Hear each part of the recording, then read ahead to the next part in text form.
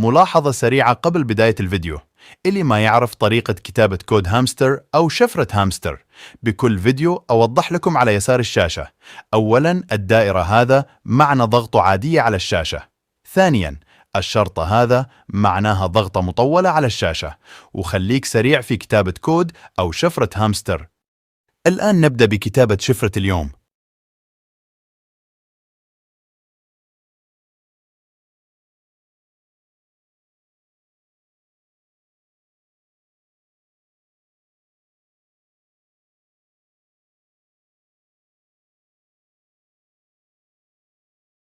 ولا تنسوا اللايك والاشتراك يا أبطال لنستمر بنشر كل يوم.